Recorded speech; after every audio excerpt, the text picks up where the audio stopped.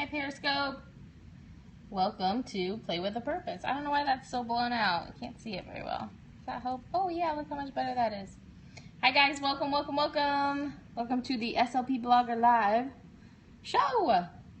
So today is all about Play with a Purpose, and I am Jenna Rayburn, and I'm going to flip you around in just 1 second. I was waiting for a few more people to come in so they could see our awesome title, Play with a Purpose.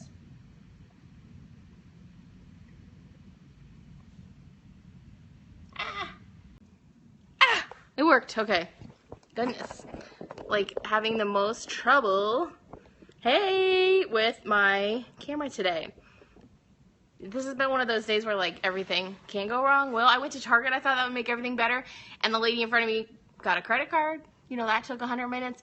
And the machine ran out of tape. So I've just been having one of those days. But that's okay because I am 2 days through the week. So we're getting closer. So my name is Jenna Rayburn. I am a SLP blogger on SLP Blogger Live, but I blog regularly on my website, thespeechroomnews.com, and all my social media is The Speech Room News or Speech Room News, so follow me there. I usually Periscope on my own channel, Speech Room News, but once a month I do a Periscope on this channel, which is awesome, and I haven't been here because it's been summer, and my brain just like floated away, but now it's back because I'm working and it's craziness.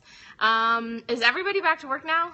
Tell me where you work. Tell me if you work in a preschool, or if you work in a preschool, put a P in a comment. If you work in an elementary school, put an E. If you work in a middle school, high school, put a middle school or high school. And if you work everywhere, God bless you. That's crazy. You can write whatever, right? Tell me where you work. 'Cause, I work in a preschool, but I will try to make things expanded a little bit. Lots of elementary schools. Hi guys. Oh my gosh, so many of you here. I'm so glad. Preschool walk-ins, cool. All right, so usually this channel is just me telling you what I'm doing in therapy during our Play with a Purpose. So let me show you what I got this week. So if you saw my Facebook Lives on Speech Room News, you know I went to Michael's. And when I go to Michael's, I get all kinds of things that I probably don't need, but I needed this, you guys. Do you guys have these? Balloon pumpers. That's what today is going to be all about. If you have a balloon pumper, give me like a bajillion hearts right now. Just click the screen and it'll put hearts. If you've never used a balloon pumper, I'm about to rock your world. So first of all, I got this at Michael's. You can get this anywhere. You can get this at CVS. You can get it at Walmart, Target, wherever, Kroger, if you're in the Midwest. These things are amazing. And I got mine at Michael's for $1.70 because it's in the clearance section. So they're usually like, I don't know, $8 maybe, not much. But $1.70 is way better. So the way you get it for that much is you go to Michael's right now. They have an 80% off summer clearance section. It's like awkwardly in the back where those picture frames are. I've been to 2 Michael's for different things in the last 2 days, and that's where it is in both of them. They have all their summer stuff, 80% off. So it's supposed to be $3. That's what the lady who had her little scanner gun told me. And then I got to the register and they told me $1.99. And then if you take your work badge, you get an educator discount. So you get even more off. It's perfect. So it ended up being $1.70. I bought 2 because that's all they had. So go now if you are interested in getting this because things are going to run out soon. But I'm sure that if you go to all the other kind of stores like CVS, Walgreens, Joann Fabrics might have them. Just all kinds of places, Walmart, these are balloon pumps. So you might be thinking, well, Jenna, I'm not crazy enough to have a water balloon fight in my speech office. But the good thing is this is like a pump. I'm trying to open it so I can get a balloon out. But you can either make water balloons or just regular air balloons. So you get out a balloon, and this becomes like the ultimate reinforcer. I don't know why all kids love this. I've used this with middle schoolers. They love it. They don't care.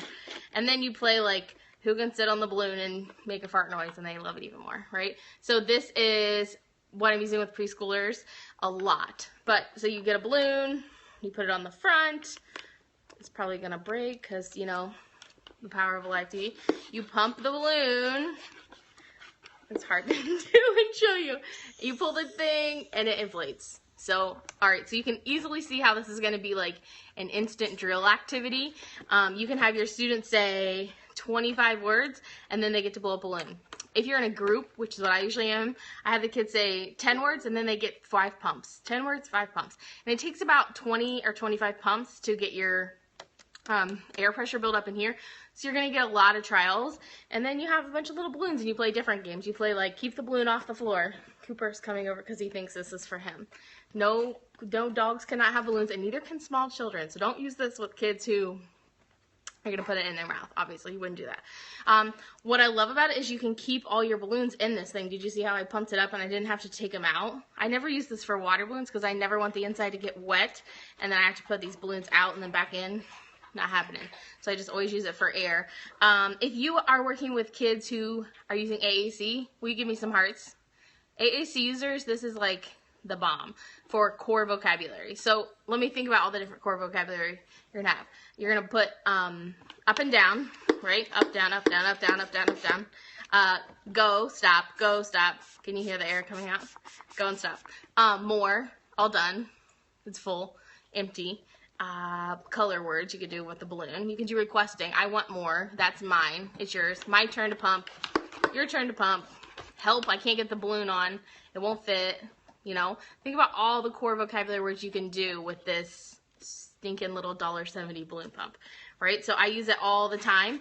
And what I love about it is it's not seasonal because the kids will work for a balloon like all day long. And so there's different things you could do with the balloon. So sometimes for my kids in that classroom, I let them just use it to decorate the room. So we'll take it over to because I don't want them to have this. Those guys and my AAC users are putting things in their mouth. I won't let them have it. So we use it as decoration for the teacher's desk. So we take it over and we make a big production and we tape it to the wall, and it's the decoration for the room. And then mysteriously overnight they disappear, right? So I'm not leaving them in the classroom to fall down and that teacher's like, what did Jenna do?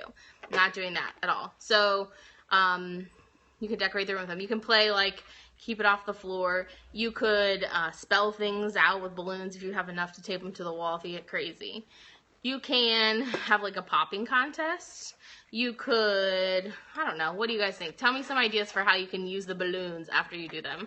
Leave a comment here so we can all see. So that's kind of how I use it for preschool, mostly for like drill and groups, taking a turn. Everybody takes a turn. And then for AAC kiddos, a lot. And then, oh, hot potato, perfect idea. Yes, yes, yes, that's perfect. And then for my older guys, it just becomes the becomes the reward at the very end. So my guys will work a whole session for a chance to take a balloon with them. So lovely spammers, get out of here. You can have them work like the whole session. Like let's say you're doing a reading comprehension activity. We can't really do reading comprehension and balloons at the same time. So just do like your whole activity for 25 minutes and then tell them the last 5 minutes they can, you know, create a balloon animal or something, whatever. They'll do it. You'll be surprised how much kids want to play with the water balloon gun. That's not so much water balloons. And that's how I use it for kind of like, probably like 3rd and up. I took it to the middle school one time and let the kids play with it. And I didn't act like I brought it for them. I acted like I brought it for something else. Like I just left it in my bag. And of course one kid was like, what's that, Miss Rayburn? And I let them be curious. And that's what we did for like a whole session. So we talked about like the sequencing. I made them write out the sequence of, how to blow a balloon up. Like the first step is to get the balloon and tie it on and then pump it and then tie a knot and all those different things. Like I had a couple kids working on sequencing and I had other students just working on social skills. So I made them work as a team. And so they had to figure out how they were going to negotiate that. Lots of different things like that. So social skills, I think you could make some really good fluency activities out of this. Like you could talk about stretchy speech and how when you get really tense, like when the balloon is really inflated, it's hard to, and it's not as malleable. So you could really talk about fluency strategies, I think, really well with this. If a kid is super into like metaphors, you could totally explain it like that. And so use it for fluency. What else? Okay, someone else tell me an idea that I didn't already name. That would be amazing. Tell me in a comment. Yeah, I think that's all I've done really with it so far, but you could do so many things. I'm sure you guys have students with unusual goals. you could have one kid describe what the other one's doing if you're working on grammar. Like, he is pumping the balloon. Now he's tying the knot. So you can practice the pronouns like 50 times while they're doing an activity, that kind of stuff. But what I love about it is that you can use it all the time. It's super cheap, $1.70, and this is the time to get it. So if you're interested in getting them, what happens though is sometimes these don't work great. So sometimes they break. So I bought 2 more. I already had 1. So now my office has 3. There's 3 speech therapists though. But because 1 will break this year for sure. They're not like heavy duty, gonna last you 20 years, but they're a super great therapy tool and super easy to use. No prep, no planning, just grab your therapy materials and go. All right, if you are going to go and buy a balloon popper, let me know. If you've seen them anywhere, will you leave a comment and tell us? A lot of you seemed like you were elementary and preschool, so if you have any other ideas, shoot them at me. Does anybody have any questions? Yeah? No? So many hearts. I know you're there. No, not very many questions though. That's okay. One of the best things I love about doing play therapy is that it is no prep, but it's not worksheets, right? So I'm in preschool, so everything is play based, and my no prep needs to really be more like low prep, because I can't take in worksheets with my preschool babies and expect to get anything done. So this is one of those things that I consider like a low prep, no prep therapy item for myself. Do I reuse the same balloons multiple times? No, I blow them up and I tie them, like I just tied this one.